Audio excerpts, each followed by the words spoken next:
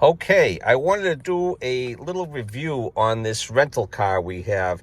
This is a Chevy Equinox. It's a 2025, and I'm impressed with it and a little perturbed about a couple things. So I'll just give you my quick synopsis on this vehicle because we've only had it for about a week while my wife's car, she got a guy bumped into her, so it was in the shop. So anyway, the thing I do like about this car is it's comfortable. It works good for a small little, I think it's just like a little 4-cylinder, or maybe it's a hybrid engine, I don't know, but it does okay. It has some hard buttons down here for things like, I don't know if you can see it, but there's heat seaters, maximum defrost, rear defroster, recirculate AC, and there's a seat heater for the passenger as well. Then you've got the on-off and some other buttons to push, and a temperature control and a high-low fan control switch there. Let's look at the dashboard. The thing that is really cool about this dashboard, I have not seen this except in like Audis, is it has a changeable dash. So here is what we've been using it on. This is the basic default, I think, where you can see you get some different things there in terms of time, temperature. There's your speedometer, and on the right-hand side is what's playing on the radio. Now, it tells you that the gas tank is on your left-hand side with the little arrow, and that I have 300 miles to empty, 315 miles to empty. But the problem is that I cannot see a gas gauge. I can't see something where it says you're half full, 3/4 full. It's just telling me how much. That kind of irks me a little bit. I want to be able to see it. The other thing is this is your shifter, and so to shift it, you pull this stalk towards you, and then you go up or down. If you pull it in and go up, it goes to reverse right here. And then there's a little button on the side of it that says park, P for park. So when you press that, it'll go to park. And then when you pull it in and go down, it goes to drive. I'm gonna go back to park. All right, so there's that. It's convenient. Once you get used to it, it's very, very simple, very intuitive. It's not a problem. There was, up on the top, if you can see that little detent there, that is a heads-up display that flashes on your windshield. It's mostly red flashing lights for when you get too close to a car. This does have like lane assist.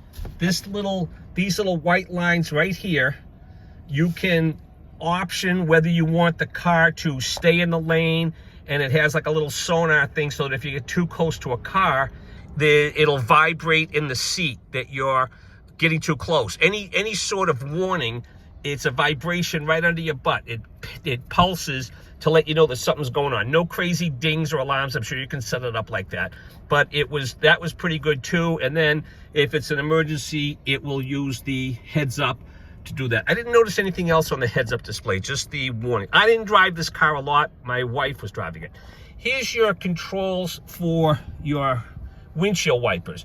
There's little tabs. You can roll it with your thumb, I guess, or you can use a little tab back here. I don't know if you can see it. That will allow you to turn the windshield wipers on for different things. Rear windshield wipers flash the high beams, and this little button, this little silver button here, I think is to use the washer. There, your front, rear, and all this and that. Nice vents. The vents work good.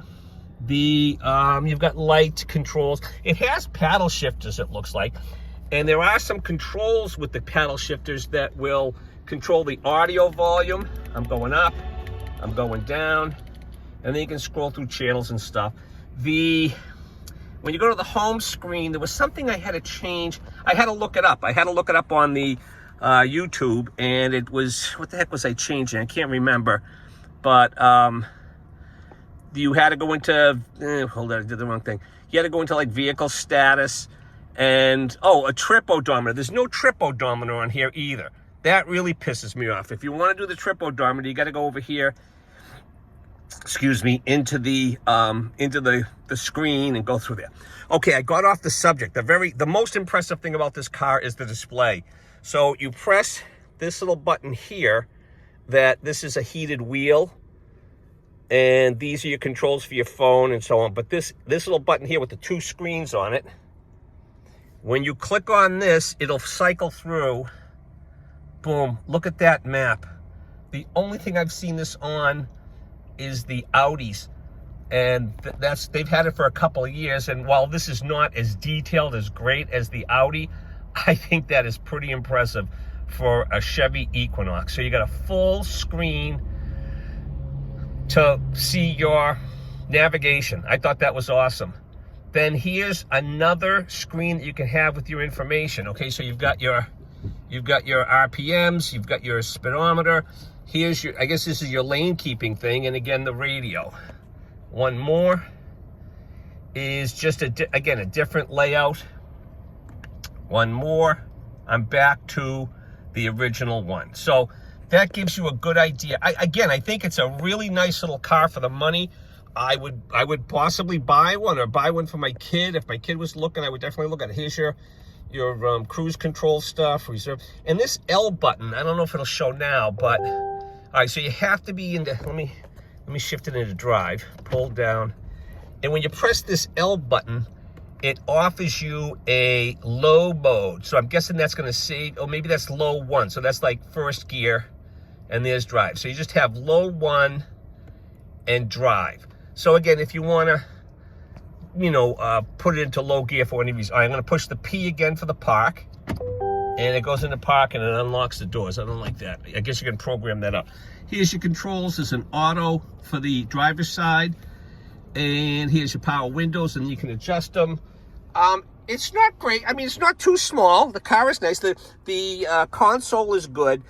I wish they had more controls for your phones. There's a USB-A and a USB-C. There's a little pad here. There's a little spot here, and a couple of cup holders and whatnot. But I don't think these are charging. Maybe you can order it in an upper trim. There's also a little, actually a nicely sized thing, cubby here with a little tray that you can put small items in like that. So something like that. It's not too bad in back and so on. They put the hazard light up here. I kind of wish it was more down here, a little more. Then has OnStar and stuff like that. And you got mirrors with, you got lighted mirrors, which is nice. Okay, so that gives you a quick idea of it. If you're looking for a car like this, it's pretty good. That's just my take after about 7, 8, 9 days with the car and only driving it a couple times. Okay, thanks for watching. Check out my other videos if you like. Like, subscribe, share, whatever. It doesn't matter. Thanks, bye.